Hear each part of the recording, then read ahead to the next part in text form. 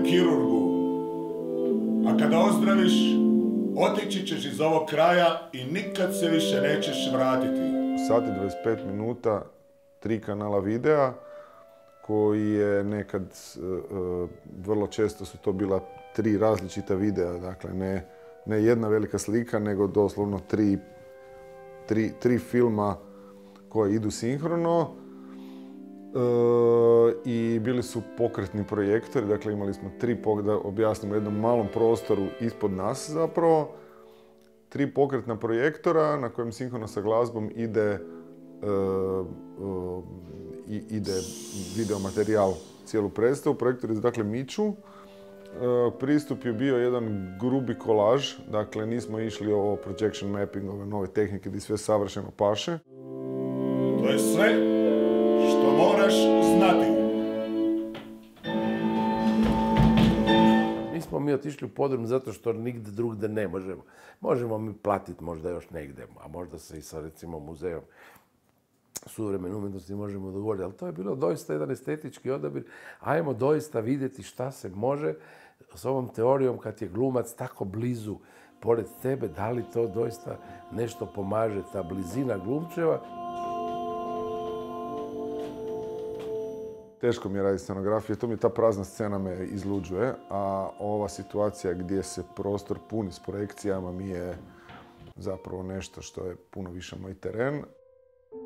To je dosta važna stvar za reći, zato što je Cliff tu presudan zapravo, po mom mišljenju, da je ta predstava dobila neku dimenziju opernu, spektakularnu, djelovala je kao da nisi u tome prostoru, što je praktički ipak, ti nisi vidio konture toga prostora jer sve je bilo u mraku, tebi nije jasno gdje si ti točno u kojem prostoru.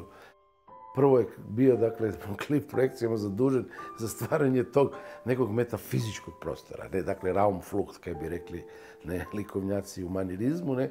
Dakle, vi imate tamo nevjerovatne količine i doista to tako nekako senzacionalno izgledalo. Mislim da tu Janu trebamo pohvaliti, jel te? Kod Brezovca jako bitan neki dio je da je on režiser koji razumije projekcije, razumije to kao prvo, tretira kao svjetlo koje se može modificirati, dakle koje ima drukčiju prirodu od običnog kazališnog reflektora. Ideja bifea Titanic nije,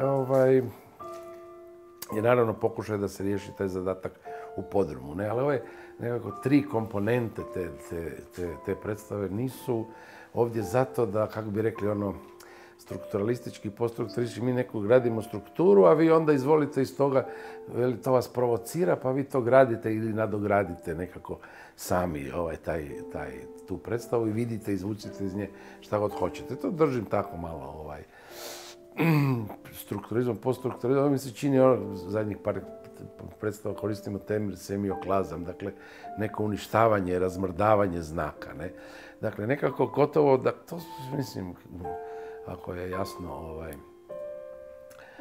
šta bi se tim htjelo reći, znači gradimo strukturu, ali pokušaj je ne da vama nešto iz toga izađe van, ne? Dakle, ili kod toga da se Cliff i ja nađemo, nego da apsolutno ništa ne može izaći van, da nemate ni jednu asocijaciju.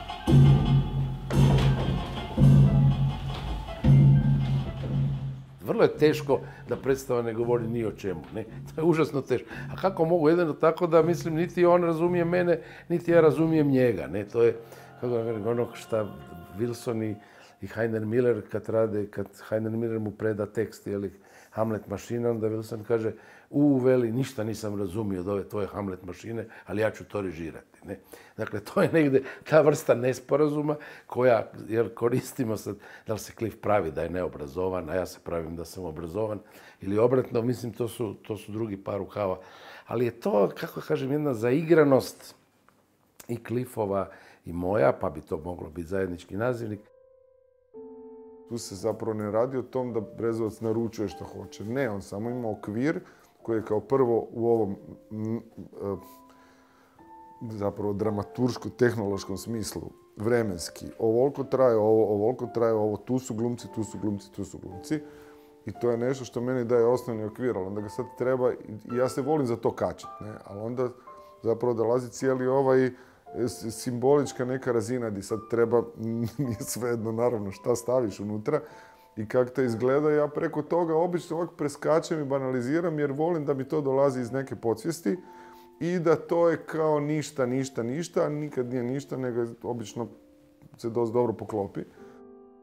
Kad razmišljam o kazalištu, ja sam na neku foru dijete probe, dijete kazališta, neko ko je naučio zapravo kad radi u kazalištu sjediti na probi i na taj način upijati. Ja u stvari tekst loše percipiram u pisanom obliku, a puno bolje u izvedbenom obliku koji u stvari za mene uključuje i prostor gdje se događa. Dakle, idealna proba je proba na sceni u prostoru u kojem se igra.